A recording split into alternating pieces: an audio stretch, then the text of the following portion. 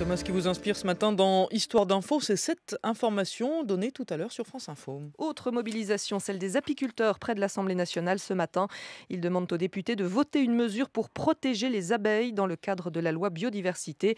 Ils réclament l'interdiction totale des pesticides à base de néonicotinoïdes, des produits qui tuent les abeilles. Et cette alerte, Thomas, sur l'avenir des abeilles n'est pas nouvelle. Le compteur est à moins 66 ans. Absolument, on revient ce matin en janvier 1950. Roger M., grand mycologue et défenseur de la nature, se livre à une charge très violente contre l'utilisation massive des pesticides.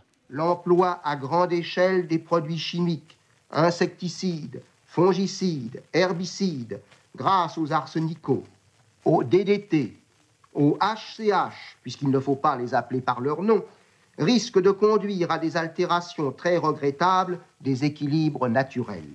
L'emploi massif de DDT, agissant sur l'abeille, a sa répercussion sur la fécondation des fleurs. Voilà, une charge violente et incroyablement précoce aussi. Et oui, un peu trop précoce d'ailleurs, la voix de Roger M se perd dans un océan moderniste dans lequel les pesticides sont considérés comme un formidable moyen de protéger les récoltes et même les hommes.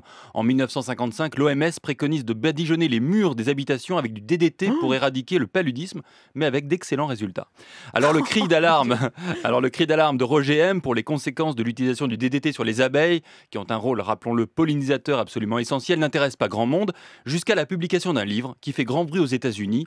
En 1962, la chimiste Rachel Carson publie Printemps silencieux, dont la préface française sera d'ailleurs rédigée par le même Roger M.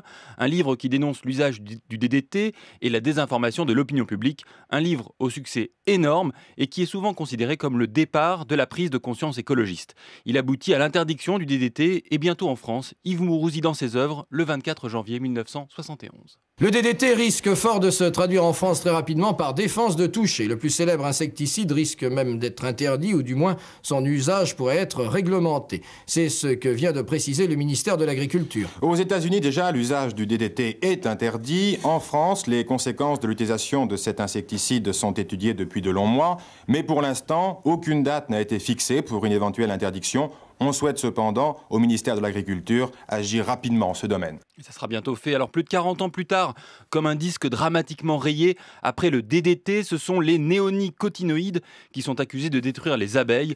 Mais dans ce combat entre le pot de fer des industriels et le pot de miel des apiculteurs, il faudra à ces derniers l'appui très large de l'opinion publique pour l'emporter. Voilà, une manifestation donc, on le rappelait, aujourd'hui devant l'Assemblée nationale pendant qu'on parle de biodiversité.